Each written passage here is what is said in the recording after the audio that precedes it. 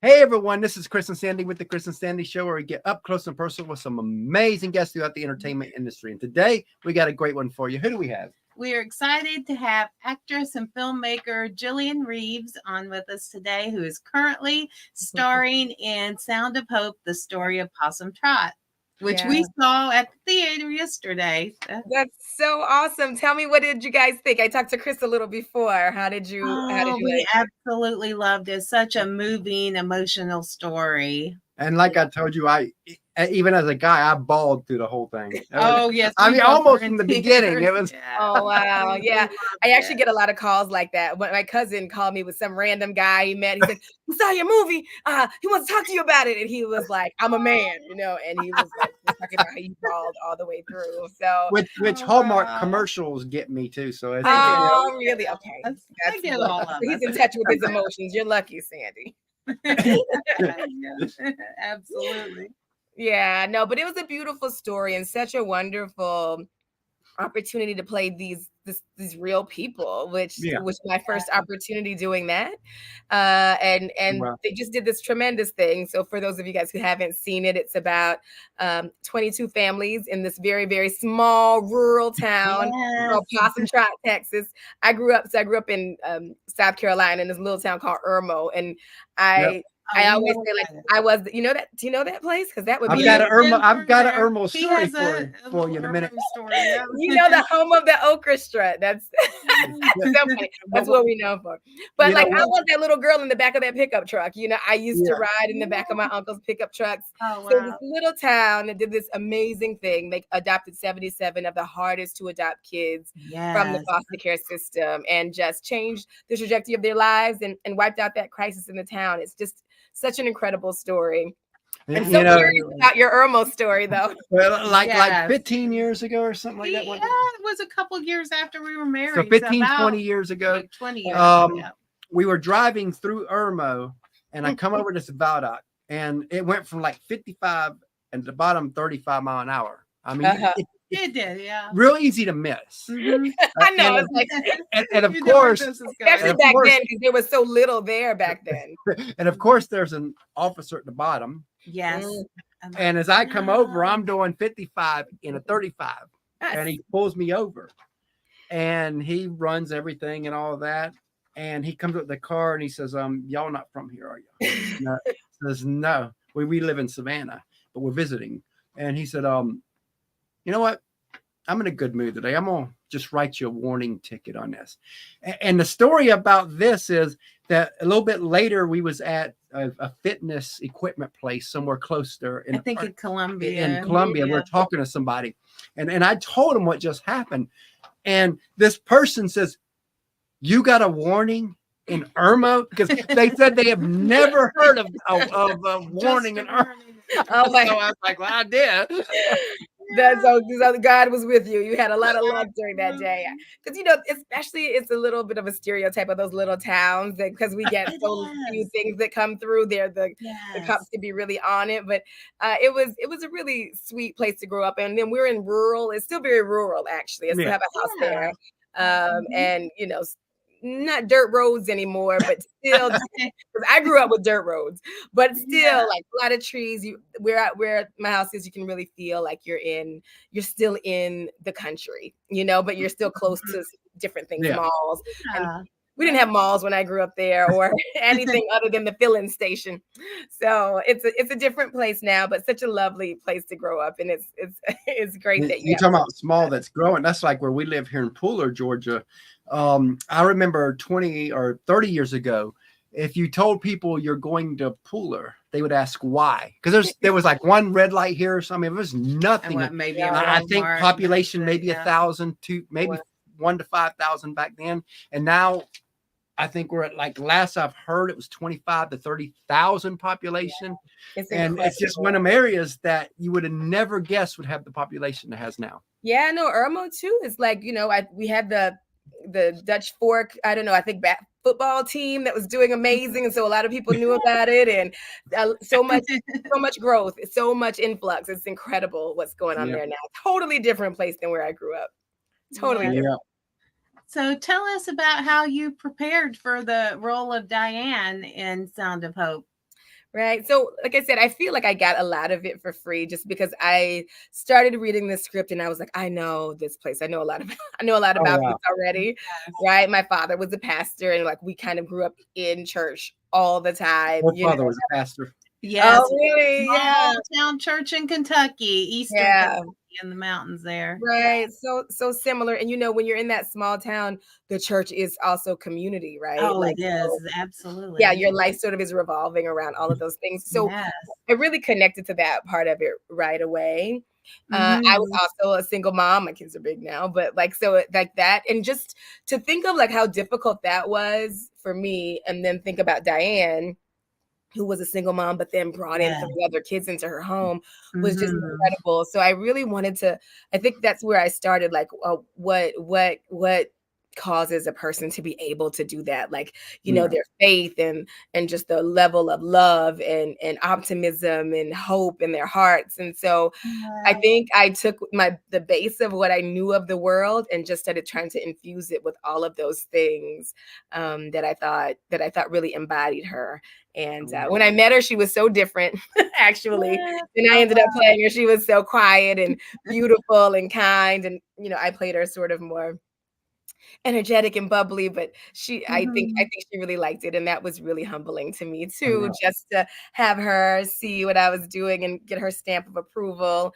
They're amazing people. They actually came to set while we were in Macon. I think while we were in Macon, Georgia, Oh, the wow. congregation came out, and so we got to meet all of them, and that Oh, was just that's great. yeah, it was really amazing, and the bishop and first lady has been really active and even promoting, and so they're just amazing people, just really you know what we portray in the film Yeah. is really Mhm. how they live life together as a Aw. community, and I love that community aspect of the story. I really think that is probably the solution to so much Oh, definitely. It definitely right, what goes on and what plagues us is like if we could really just come together, see needs and meet them together, support each other. I think that's everything.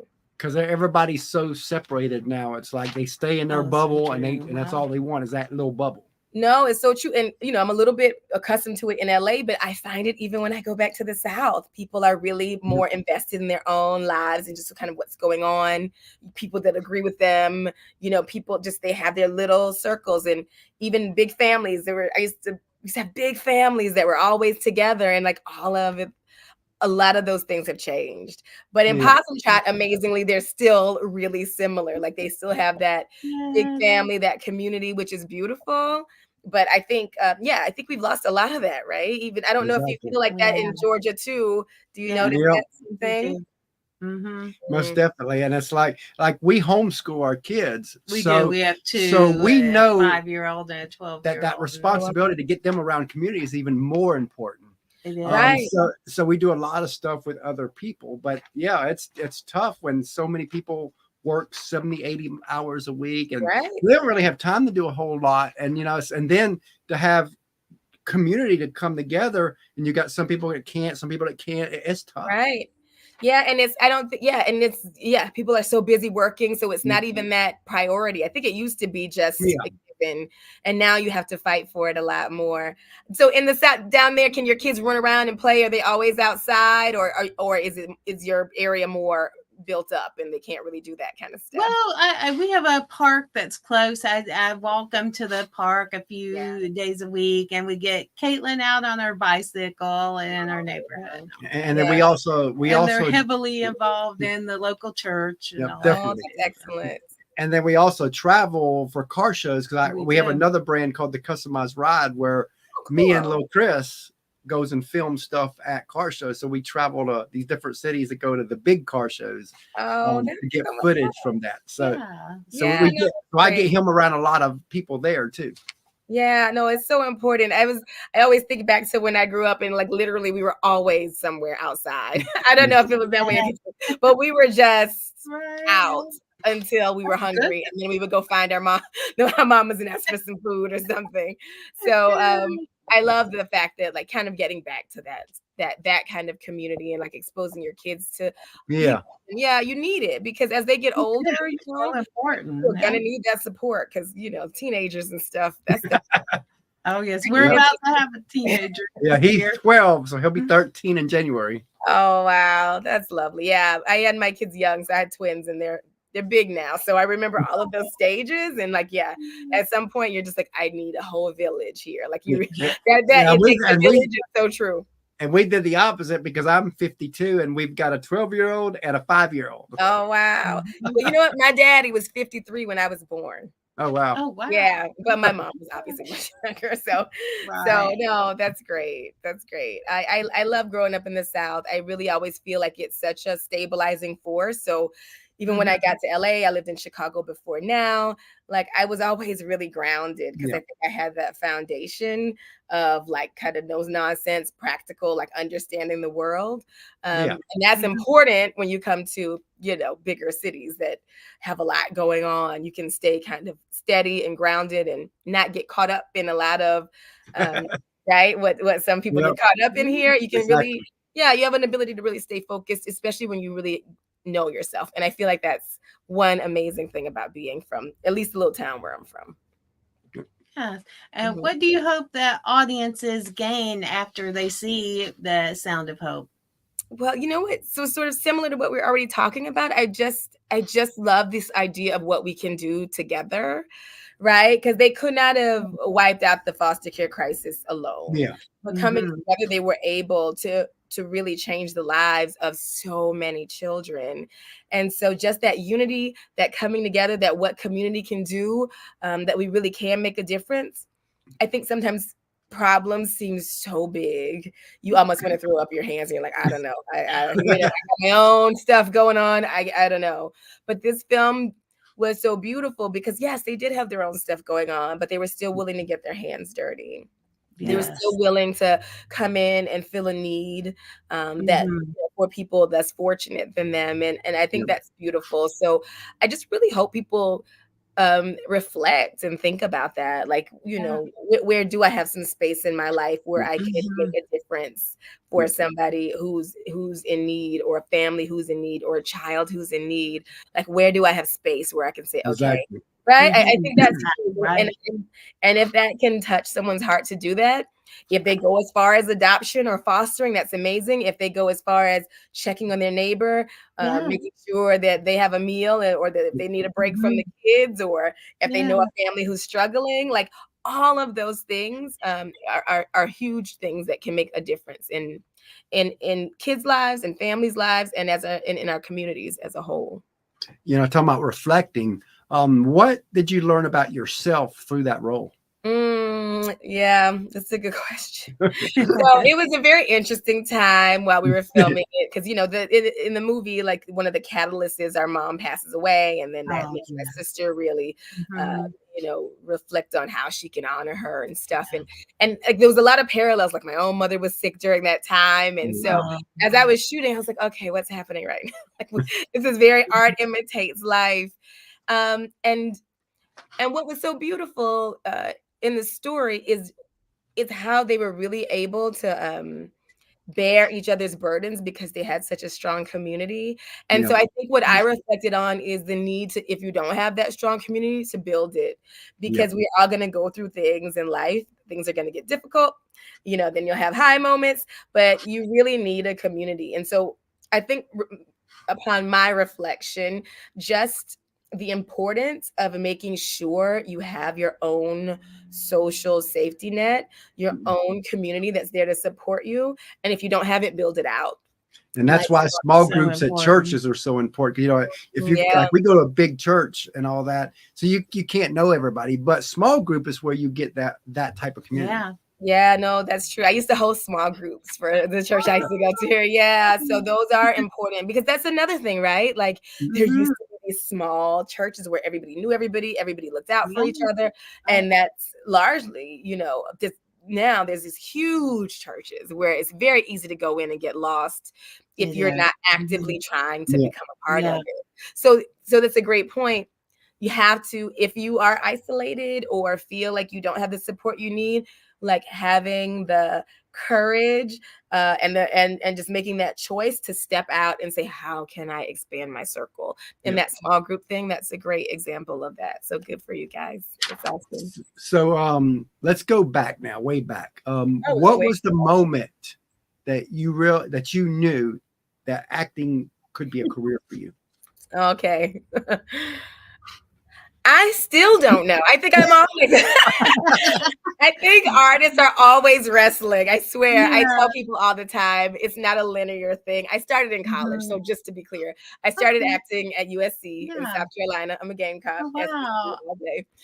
Right? So and I didn't mean to be an actor there. I had kids already. I started college and I did terrible my first semester, really bad, awful. And they were like, you might not be able to come back here. I didn't know that was a thing. Oh, wow. So I just took a lot of easy classes because I was like, I'm going to be on the dean's list this next semester, which I was. And one of them was acting. And so I just took it because I thought it was easy. I thought it was insane, right? And that guy, David Wiles was his name. He was like, you have something.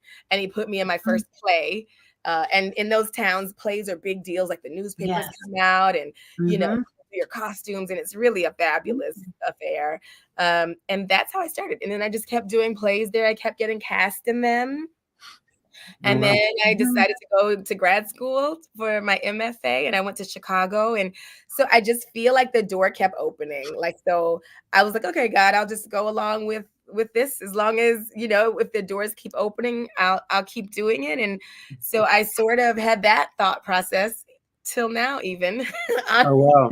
So I'm like, I'll do, you know, I have so many interests. So I have so many things I love and that I'm passionate about, but this avenue keeps opening the door. I love doing it. So I'm not sure I ever made that firm decision. That's what I'm going to spend my life doing. But here I am. You know, so what's been your most valuable moments of what you've done so far? Oh gosh, I've been able to do some really cool things, you know, even though I've worked on a lot of indie stuff. One of my first projects, so the first movie I did here, it was a TV movie, but it was called Let's Talk, and she's still a dear friend of mine. Michelle Coons directed, and it was about it was a story of a couple, but you know, and they were getting together, and they wanted the other one to take this HIV test, and it caused this whole fracture. So then we began to like advocate for like early testing for HIV, and then that like took me to the UN for like the United Nations, right? For like National World AIDS Day, I think, and that was amazing just to be able to be an ambassador on such a huge stage with the most amazing people on the planet in New York at the UN. Just people doing amazing work in this field. So what I've loved so much is, as I look back, really having been able to blend like those important social causes sort of with my work a lot of times. And that's been the most fulfilling, honestly, because that's when, you know, you kind of feel like you are really making a difference with people and in their lives, not just entertaining them, but also, you know, whether you're sort of educating or just encouraging because they're looking up to you and you're able to talk to them in these forums. That's been incredible. So that's probably what I've enjoyed the most. You know, in our chat right before we went live, you talked about being part of the set on Young and Restless. Tell us about that. Yeah. So you guys were saying that you interviewed Michelle, which is Phyllis. We did a couple days ago. Yeah. I know. So first is amazing because growing up in the South, at that time there were 3 channels. There was NBC, ABC, and CBS, right? Same. Right? And everybody had the soaps that they watched. So everybody's mom had the soap. So my mom was a channel 19, which was CBS soap opera person. So that meant was my mom. Right? So that meant Young and the Restless, Bold and the Beautiful. Like those are the things I grew up with. Yeah. So it's very cool to like kind of see all of these people whenever you're young and then you end up going to work with them. And Michelle was so nice. I only did a couple episodes and I played her assistant. And like I said, working on soap operas is a whole different beast. Like they are moving, like they are just like one take, let's move, one take. So I had no idea. Like, I almost feel like it's more like theater, right? Because you really have to bring a lot more energy than you would to just a film or TV camera. You have to bring a much bigger presence. And I was just like, what's happening here? And I remember Michelle was like, listen, just do whatever you want. Here. She like picked up some papers, take those. She was giving me props. And I was like, oh, so she really helped me figure out like the world and how to navigate it. But really cool. I remember the first time I saw Miss Chancellor, like the dining room, and it was like this teeny tiny room, but it looks so grand. It does, right? It looks huge, but it's just like this teeny tiny room right behind Price is Right. So the Price is Right is on one part of the studio. Oh wow. So it's just it's a very cool thing in that regard, like being able to see these things you saw growing up and then be a part of them is even Price is Right was so strange. I was like, oh wow, this is all of the things from the Price is Right set. And when my mom was alive, I brought her out here and we actually ended up on Price is Right. Oh wow, that's so It cool. was one of the highlights of her trips that she was in the audience and I got called up on stage and it was just such a fun thing for her. So that was always a thing I loved too, being able to bring her from Irmo to California and like have her experience these things was just one of the highlights of everything I've done, honestly. I bet that was wild though. You're on set for Young and the Restless, but yet you see Price is Right, like right over there. I mean, it's so funny. Yeah, and it just is the beautiful illusion that Hollywood is able to do, right? Hollywood is able to make this little room look like the grandest. And I remember being young and my mom had these like little chandelier candle holders. And I would like take them apart and take the little crystals off and put them in my ears and pretend like I was in Catherine Chancellor's dining room. So it's kind of cool to have been like playing pretend when I was young, and now I get to do sort of the things I used to dream about. And I don't know how I can complain about that. That's pretty cool. And speaking of everything that you've done, and you've done a lot, especially compared to your average actor and actress. Everybody sees the glory, but they don't see the grind, the sacrifice, the tears, the struggles it takes to get to any level within entertainment. And nobody really talks about this side of it, but on our show, we talk about it because I think people need to see that you're not just an actress, but you go through everyday things that are, it's not easy. So tell us about that side of it. No, it's really not. It's a very unconventional way to live your life, right? So there's, you have to really be disciplined to some degree because you have to create your own schedule because you don't have anything to do every day. And a lot of things you do, most things you do, you're not getting paid for. Like, so people are like, oh, you made this much, but you made this much after grinding for 6 months, working on yourself and your craft and keeping yourself together and, whatever people are doing, creating content or podcasts or doing their own films or writing. So much of what you do, you actually is just unpaid and like these labors of love and these steps towards what you hope to do. So you have to be so dedicated to it, to stay in class or to stay involved in the industry, even when it's not opening its doors to you as you would like, right? So you get so many more no's than yeses. You have to love what you're doing. It's so not worth it unless you love what you're doing, and if you do love what you're doing, then you're going to be here because you're going to, it's like, okay, either your gifts are going to make room for you. So you're just going to keep going in that direction, right? Or you're just like, I love it so much. I'm going to keep working and I'm going to keep working until I have a breakthrough here. So it's not for the faint of heart. Like, if you want steady paychecks, if you want like those are a while to get to. So you have to really love what you're doing, honestly. And you have to have a passion for it, I think. Or that's why, I heard Bryan Cranston say there's actors who come to LA. He's like, I'm going to give it a year. And it's like, oh, honey, like that's you won't be here. Just hang out at home and do a different thing because that is not how this works at all. And then you can be high and low and high and low. And one of the other hard things is the perception. So because people see you on TV, then they have this thought of like, oh, this and she's got this and this and that. And So yeah, that part is yeah, that's an interesting thing to navigate. No, Yeah, yeah. you're not Brad Pitt yet, you know. Right. But they think you are. Yeah. It's amazing. They do. My friends and I talk about it all the time. I have a friend, he does a ton of commercials and he does really well, but people think he's like, so you got a couple, you have millions. And he's just like, what? But like, you can't convince people that he's not like, you know, Brad Pitt, right? Yeah. So it's that's an interesting world. And that's why you have to have actor friends and people in the industry, because if you don't know, you don't know. And but if you know, you know. And so you need those support groups to like that understand and commiserate. And yeah, actor life is a real thing. And that's why you see a lot of actors and musicians and all that usually marry actors and musicians because they understand what goes into all that. And it's who you're around. I actually sometimes look around and I'm like, I have to get some non-actor friends. I have to find some regular people who are doing regular things, because it's just who's in your life a lot of times. Like, you're in, especially before COVID, when you were always in a room auditioning and you were always like together. That's your circle. And LA is very separate.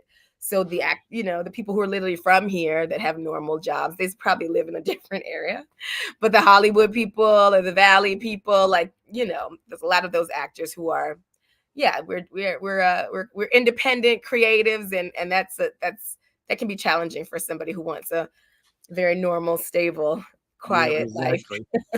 A lot of people, they see you, but they don't see the team around you. And we all know that without the team, you can't do what you do. Yeah. And teams never get any love, but on our show, they do. So take a few moments and just tell us about the team that helps you be who you are. Oh, wow. That's awesome. So I've just loved, so you guys, I'm sure, know Jessica and Melanie. So from Cats, they've been amazing. And you do have to have just your team, because even when you work on different productions, it doesn't mean necessarily their team. Sometimes their team becomes your team and sometimes they don't. So they've been amazing.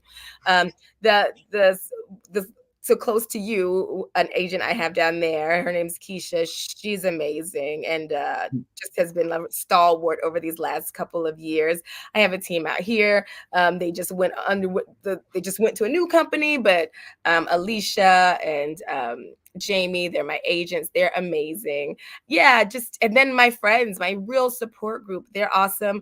My therapist is awesome. I highly recommend that. Like, I have a lot of people who are, just to kind of keep everything stable, because sometimes, sometimes when you're not working and then you're working, it's these big highs and lows, and to stay balanced is huge.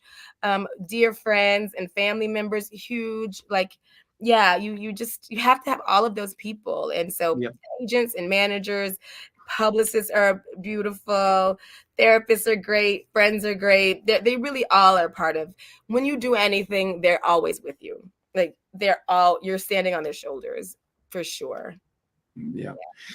And speaking of teams, usually. Yes, we usually have our 12-year-old son here with us to ask a couple or 3 questions. But he's at camp. He's at gymnastics camp this week. So Sandy asked one of his questions. He always asks. He wants to know, what is your favorite food? What is my favorite food? I'm gonna go with chocolate. I have a problem. Good choice. Is that a food? Is that a part of the food group? Yeah. I go to. I have such a sweet thing that happens. It's really bad. If I had to go past chocolate, which is difficult, and anything chocolate covered, pretzels, or like Trader Joe's had chocolate covered honeycombs. Ooh, that sounds good. Delicious. Like, he's like, Chris is like, I don't know if I want that. No, really, it was delicious. Right. But then I also I spent a lot of time in Italy during the pandemic. I moved there for a year. So I do love Italian food. I do love pastas and meat sauces and cheeses. I love those too. I'm such a dessert person, which my hips don't like, but it's a true thing. His would be pizza. Yeah, he was his is pizza. Yep. I'm with him on pizza. We can do pizza and chocolate ice cream later, and I would be the happiest person on the planet. So if you could co-star with any actor or actress, who would it be, and what role would you want to play? Oh, wow. That's a huge question. There's so many cool things happening now. Like you have amazing people like, also from South Carolina, Viola Davis, who I just think is just a phenomenal actress. So I would just love to be anywhere in her vicinity. The first time I saw her was in this movie called Antoine Fisher. She did not have one line. She didn't say anything. Wow. And Oh wow. she was one of the most memorable people in that Oh whole wow. Like I was like, who is that lady? That lady's amazing. She didn't say anything. And I think that's an amazing lesson for actors too. Like, Yeah. they're looking at scenes and line count. This woman, you should go see it. Phenomenal. No lines at all. And it was incredible. So like I would love to be anywhere in her vicinity. I love the things now, like with the Bridgertons and the Queens. I love like the play on the royal stuff and like Oh, yes. international things, right? 'Cause, Yeah. I was working on like this one film in Italy that was international. So I love languages and stuff. So I really love there's so many people. I don't even, but I would love to do some historical thing, some grand sort of epic narrative. That seems like it would be amazing. With whatever genre it's from or whatever era it's from. I mean, I would Yeah. love to do like an epic, grand, grand projects. Costumes, an era. I love that. That was Yeah. even in Sound of Hope. We got to go back to like the 90s. So like I kind of like the period pieces. So I think that would be really, really cool. Love that. So what's a movie or show that you wish you had a role in? What is a movie or a show that I wish I had a role in? Let's think. I do like comedy. So I would love to have done like some improv stuff. So I would have loved to have done like Curb Your Enthusiasm or Veep, because I do a lot of drama stuff, but I'm really funny. And I'm just like, I'd love to be on just a really cool, funny improv show. That would be like so much fun for me. I also read that you do a master class. Tell us about that. Yeah, so I actually started that class in Italy, and it was it started out at acting and accents. A lot of European actors, everybody like loves Hollywood, right? So that's a dream for a lot of people. So I was teaching the American accent through scenes and acting. So I was teaching audition technique and accents. And then since I got back to America, I decided to like expand it. So do the same thing, teaching like audition technique and so local accents. So if you're from the South and you want to sound a little, because this is not how I grew up talking. Let me just, this is not straight out of Columbia, Irmo, South Carolina. But it's really helpful because if you need to take on other accents, it's helpful to like get to a place where it's kind of neutral, right?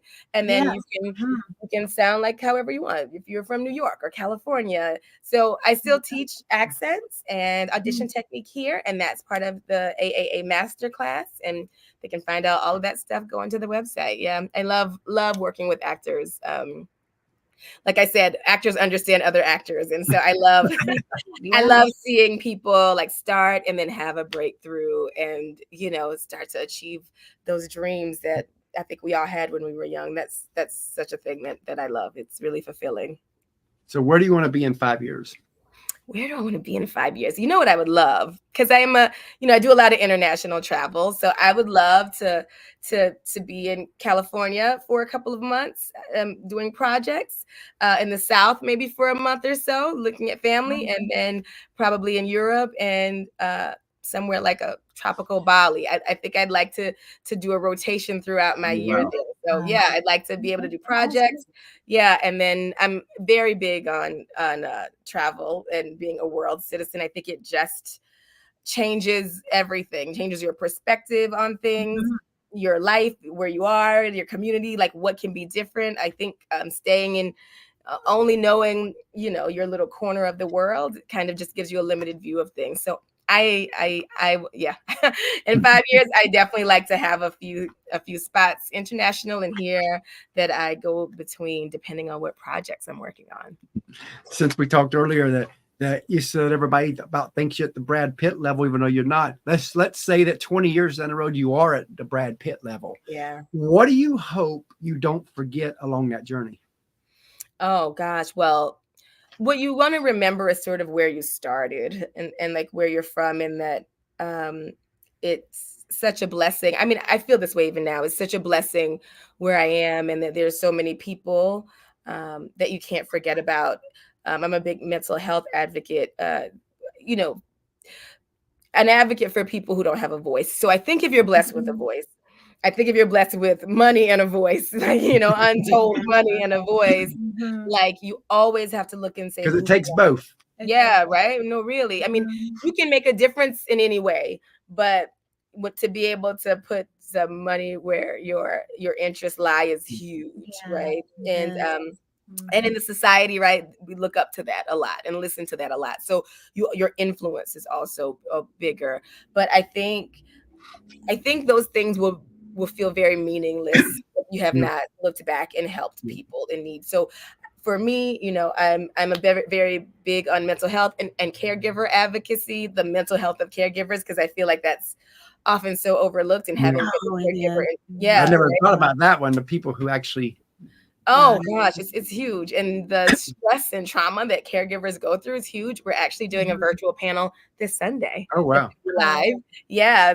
For anybody who wants to come and listen, and some cool giveaways there, like some caregiver affirmation cards, because that's a real stressor. And a lot of times, of course, people focus on, so even in the film, you're focusing on the children with trauma, or if you have a sick parent, you're focusing on the person who's ill, or you know, children with different issues. But like, who's taking care of the person who's taking care of everybody? And caregiver burnout is real. You know, caregiver trauma is real. And so I just have like Donna in the movie was about to break down. Yes, absolutely. Because of that exact thing.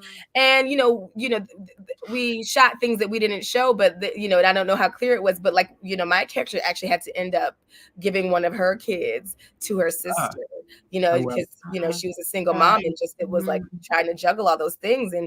And so I really like to think of helping caregivers before they get to burnout, because I've gotten to burnout before. Burnout's tough, and burnout's hard to come back from. So I guess I think everybody needs to find what speaks to them. And so after being a caregiver for my mom and other family members in different scenarios, I just was like, oh my gosh, this is a space that so few people have support in and think about, like you said, and talk about. So it's you know, I want to lift them up and support them. And so I think finding that stuff really makes everything else you have meaningful and worthwhile. I think just having money and being able to go wherever you want and do whatever you want is awesome, but it's going to get boring and unfulfilling really fast.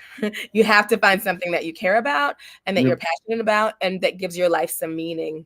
And I think that is the key to what is a happy, whole, full life. So as we close out here, what advice would you give someone who wants to do what you do? Right. What advice would I give you guys? I would say you have to know why you want to do what you want to do. Like, you know, what do you want to do? Do you want to be famous, or do you want to be an actor? Those are really different things, right? You know, do you want to make a lot of money, or you know, these are all different things. So being an actor, right? It means that this is the kind of artist you want to be. You want to bring characters to life. You want to bring these things to the world, and then things might come with that. There's easier ways to be famous than being an actor, especially now. Right? You can influence, you can go, you can do reaction video, you can do all sorts of things. So to do this, I think you have to have a passion for acting, for telling stories, for empathizing and wanting to get inside another person's mind and bring that to life. And I think if you have that, and that is like what you have to do, then you have to stay positive, surround yourself with really amazing people, keep training, making sure your skills are up, have a full life outside of that. So like you can navigate those ups and downs, and you're not like distraught when you hear no's, because you're going to hear no's a lot. So you just really have to develop, I think, that internal strength and fortitude, and just know your gifts are going to make room for you, and keep going, and just don't give up. I mean, you can give up, that's fine, but then just come back to it. I say there's nothing Like I give up all the time, and then I'm like, okay, I'm just gonna do it again. I'm just gonna keep going. So like, I love give that it attitude about your break. gifts will, I love that attitude about your gifts will make room for you, because that's a big thing Steve Harvey always talks about. Is that right? Yeah. Yeah, I mean, it's true, I think, I don't I mean, some people do feel like they got here in their own power. I yeah. definitely do feel like God has guided my steps along the way, and that it is not just my own plan that I executed so brilliantly. Even saying that is hilarious. So I think have faith, really like go inward and say, kind of consider, like, is this my path? Is this my journey? Is this what I'm supposed to do? And I think if it is, stay the course. Your gifts really will make room for you. And don't think like I'm not one thing. It's a beautiful time in history where we get to do many things. You know what I mean? So, and write your own scripts and star in your own shows. And you know what I mean? Do things that you love. If you don't have it already, create it. That's the way of your gifts making room for you. People will see Yep. you and they'll be like, oh, I really. So don't sit by the Now phone. you got places where you can post. Yeah. Oh my gosh. Listen, platforms. this is a different world. When I began, this is a whole nother world. So there are no excuses. Make your movie, start your show, do whatever is speaking to you, and then just watch life unfold. My mama used to say, if you make one step, God will make two. So like she's like, so she's like, if you begin, like, watch the expansion happen. So I would say cast away doubt and fear, because they are only blocks to everything that you want in your life. Like fear and doubt are the things that will block everything in your life. Push past them and go forward doing whatever you feel called to do. I love that. And that's a great note to end on. And let me. Yes.